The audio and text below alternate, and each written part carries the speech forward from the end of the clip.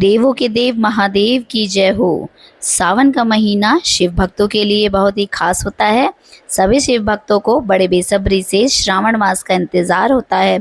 तो आज की इस वीडियो में हम जानेंगे कि भोलेनाथ की सबसे सरल विधि क्या है, पार्थिव शिवलिंग बनाने की विधि क्या है और इसमें क्या क्या सामग्री लगती है। तो चलिए वीडियो को शुरू करते हैं। तो साथियों, मैं सबसे पहले आपको बताना चाहती हूँ कि पार्थिव शिवलिंग का निर्माण कैसे करें और उनकी पूजा विधि कैसे करें और पार्थिव शिवलिंग की पूजा करने में हमें कौन कौन सी सामग्री चाहिए होगी। तो आइए जानते हैं। तो आप सभी से निवेदन है, प्लीज़ वीडियो को अंत तक देखना आप लोग। सावन में पार्थिव शिवलिंग बनाने का बहुत विशेष महत्व होता है। पार्थिव शिवलिंग बनाने के लिए आप किसी भी गमले की मिट्टी ले सकते हैं। बस आपको याद रखना है कि मिट्टी तुलसी जी की नहीं होनी चाहिए। बाकी आप बेलपत्र के गमले की मिट्टी भी ले सकते हैं, शमी की मिट्टी भी ले सकते हैं और शमी के वृक्ष के नीचे भी आप पार्थिव शिवलिंग बना सकते हैं और बेलपत्र के वृक्ष के नीचे भी आप बना सकते हैं, ठीक है। और जैसे कि आप यह गमला देख रहे हैं, मैंने यह खाली गमला लिया था, इसमें मैंने मिट्टी ला के डाली। उस मिट्टी को मैंने थोड़ा सा छान कर साफ़ कर लिया था और तभी मैंने इस गमले में वो मिट्टी भरी और उसके बाद मैं पार्थिव शिवलिंग बना रही हूँ अब। और साथियों, आप चाहे तो इसमें जलेरी भी बना सकते हैं, पर आज मैंने जलेरी नहीं बनाई है। बस पार्थिव शिवलिंग, सिंपल शिवलिंग ही मैं बना रही हूँ आपके लिए। और अगर हमारे पार्थिव शिवलिंग में थोड़े टेढ़े मेढ़े भी अगर हो जाते हैं ना, तो भी कोई बात नहीं है, कोई दिक्कत नहीं है। उसमें भोलेनाथ जी हमें कोई दोष नहीं देंगे। और भोलेनाथ जी श्रावण मास में जो है बहुत प्रसन्न मूड में रहते हैं, तो वो कभी भी अपने भक्तों से नाराज़ नहीं होते हैं, उनकी सभी गलतियों को माफ़ करते हैं। और आपको पता ही है, भोलेनाथ जी तो एक लोटा जल से भी प्रसन्न होने वाले हैं। तो इसलिए आपको भोलेनाथ जी की पूजा करते समय कोई भी ऐसा नहीं सोचना है कि हमारे से कुछ गलती हो जाएगी तो हमें दोष लगेगा, ऐसा बिल्कुल भी नहीं है। सबसे पहले हमने गंगा जल लिया और एक कच्चा दूध लिया, ये चंदन लिया हमने और ये शक्कर, जनेव लिया, ये शमी पत्र लिया है हमने। इसके बाद हमने ली है भांग की पत्तियाँ। भांग मैंने घर पे ही लगाई हुई है गमले में, तो ये भांग की पत्तियाँ ली हैं। और फिर लेंगे हम बेलपत्री। बेलपत्री के बाद हमने लिए हैं ये जो आपको दिख रहे हैं, ये हैं धतूरे के पत्ते।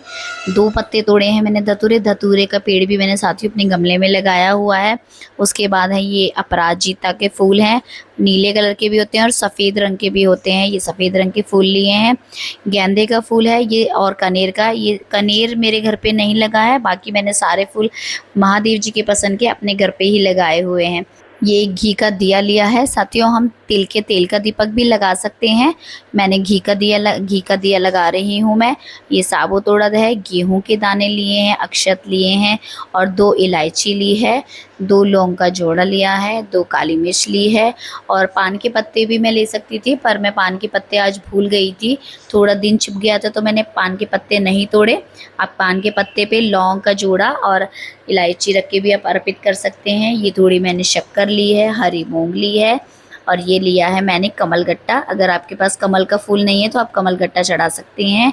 शहद लिया है, काली और ये वस्त्र रूपी जनेव भी रखा है। जनेव नहीं है तो आप कलावा भी लगा सकते हैं। ये आंकड़े के पत्ते हैं, अगर आपके पास आंकड़े के फूल नहीं है तो आप पत्तों से भी काम चला सकते हैं।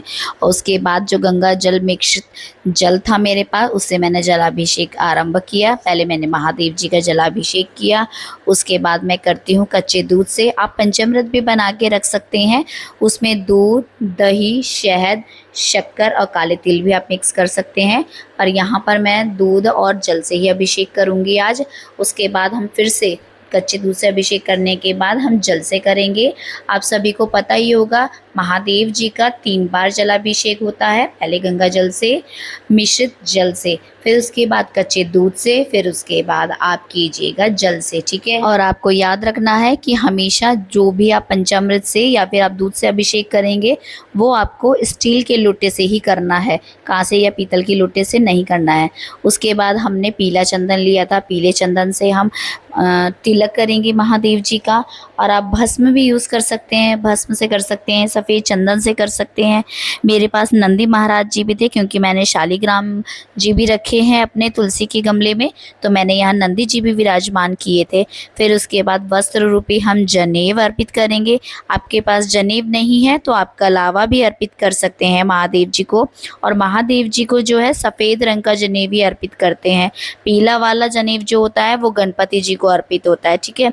उसके बाद हमने तिल लिए थे, तिल किए, जौ किए, गेहूँ अर्पित किए, मूंग दाल, उड़द की दाल, जो भी हमने सामग्री ली थी एक एक करके वो हम महादेव जी को अर्पित करेंगे। और पार्थिव शिवलिंग का पूजन आपको पूरे सावन के महीने में करना चाहिए। अगर आप पूरे महीने में नहीं कर सकते हैं तो आप जो हमें 4 सोमवार मिले हैं ना, उसमें भी आप पार्थिव शिवलिंग का निर्माण करके पूजन कर सकते हैं। इसकी पूजा का फल हमें जो है 12 ज्योतिर्लिंग के बराबर ही मिलता है। तो कोशिश करनी चाहिए आपको, ज़रूर आप निर्माण करके इनका बनाएं और पूजा करें, ठीक है। और आप गोरा मंगली के दिन भी इनकी पूजा कर सकते हैं। उसके बाद घी का दिया लगाया है हमने, पूजा अर्चना की, फूलों से श्रृंगार किया, आंकड़े के पत्तों से श्रृंगार किया, कनेर के पुष्पों से श्रृंगार किया, पूरा हमने उनका श्रृंगार किया। और हाँ, बेलपत्र जो है आपको तिलक लगाकर या राम लिखकर, ओम नमः शिवाय लिखकर या शिव पार्वती लिखकर ही अर्पित करने चाहिए। और चिकना भाग है वो शिवलिंग की तरफ रखना चाहिए आपको। और उसके बाद जो है एक विशेष बात मैं आपको बताना चाहती हूँ कि भगवान शिव पर आप रोली का इस्तेमाल कभी भी मत कीजिएगा, लाल चंदन का इस्तेमाल आप कर। सारा श्रृंगार करने के बाद आप आरती कीजिएगा, दीपदान धूप बत्ती कीजिएगा और उसके बाद अपनी गलतियों के लिए क्षमा मांगीजिएगा, प्रार्थना कीजिएगा महादेव जी से कि इस पूजा में जो भी हमसे कोई गलती हुई है तो हमें उसका आप हमें क्षमा प्रदान कीजिएगा और अपनी मनोकामना मांगिएगा। तो वीडियो आपको कैसी लगी मुझे कमेंट सेक्शन में आप ज़रूर बताइएगा। हर हर महादेव।